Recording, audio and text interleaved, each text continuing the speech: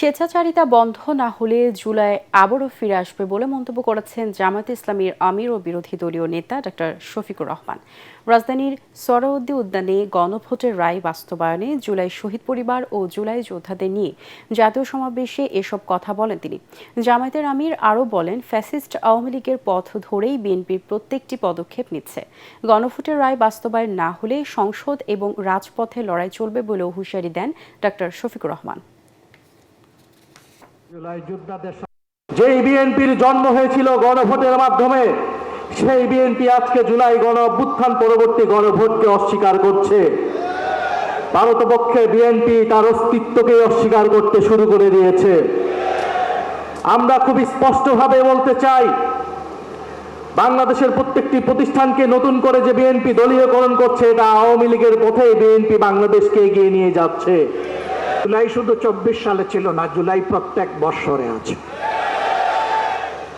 সে জুলাই আবার ফিরে আসবে ইনশাআল্লাহ, এবং তখন ফাইনালি ফেসিবাদের কবর রচনা হবে। শুভবুদ্ধির উদয় হোক, জনগণের রায়ের প্রতি সম্মান দেখান, 70% মানুষের রায় মেনে নিন, গণভোটের রায় বাস্তবায়ন করুন।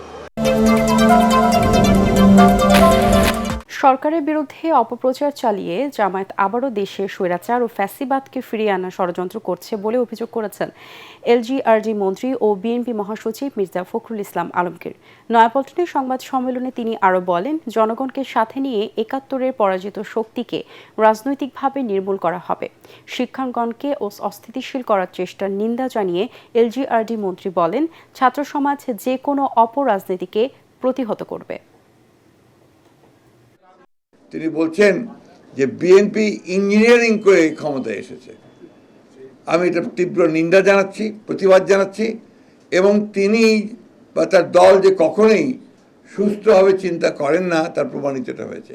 আবার একটা ফ্যাসিস্ট শাসনের পায়তারা তারা করছে কিনা, ভিন্নভাবে দেশকে আবার স্বৈরাচারের মধ্যে তারা নিতে চায় কিনা, সেটাও আমাদেরকে চিন্তা করতে হবে। তাদের যে অতীত ইতিহাস, সেই ইতিহাস আমরা সবাই খুব ভালো করে জানি।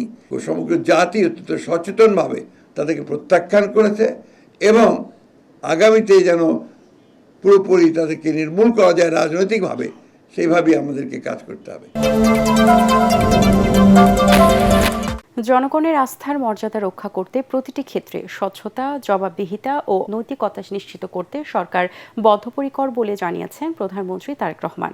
রাজধানীর বিয়াম ফাউন্ডেশনের ৩য় ভবনের ভিত্তিপ্রস্তর স্থাপন অনুষ্ঠানে তিনি বলেন, জনগণের কাছে করা প্রতিটি অঙ্গীকার ও স্বাক্ষরিত জুলাই সনদের প্রতিটি দফা বাস্তবায়ন করবে সরকার। তারেক রহমান বলেন, প্রত্যাশিত দেশ গড়ে তুলতে মেধাবী, দক্ষ ও জনবান্ধব প্রশাসনের বিকল্প নেই। বর্তমান গণতান্ত্রিক সরকার নির্বাচনী ইশতেহার এবং জনগণের সামনে স্বাক্ষরিত জুলাই সনদের প্রতিটি দফা, প্রতিটি অঙ্গীকার অক্ষরে অক্ষরে বাস্তবায়ন করতে সরকার বদ্ধপরিকর। আমি আশা করি আপনারা আপনাদের মেধা ও যোগ্যতা দিয়ে জনগণের কাছে দেওয়া সরকারের প্রতিটি প্রতিশ্রুতি দক্ষতার সঙ্গে বাস্তবায়ন করতে ভূমিকা রাখবেন। জনগণ আমাদের উপর যে আস্থা রেখেছে, সেই আস্থার মর্যাদা রক্ষা করতে হলে প্রতিটি ক্ষেত্রে স্বচ্ছতা, জবাবদিহিতা এবং নৈতিকতার দৃঢ় চর্চা নিশ্চিত করা প্রয়োজন। গত ২৪ ঘন্টায় হাম ও হামের উপসর্গে আরও ১১ জনের মৃত্যু হয়েছে। স্বাস্থ্য অধিদপ্তরের পাঠানো সংবাদ বিজ্ঞপ্তিতে জানানো হয়, গত ২৪ ঘন্টায় সারা দেশে নতুন করে ১,০৫৮ জন সন্দেহভাজন হাম রোগী শনাক্ত হয়েছে। আক্রান্তদের বড় একটি অংশই শিশু। স্বাস্থ্য অধিদপ্তরের তথ্য মতে গত ১৫ মার্চ থেকে ২৫ এপ্রিল সকাল ৮টা পর্যন্ত মোট সন্দেহভাজন রোগীর সংখ্যা দাঁড়িয়েছে ৩০,৬০৭ জনে। এর মধ্যে ৪,৪৬০ জনের হাম নিশ্চিত হয়েছে।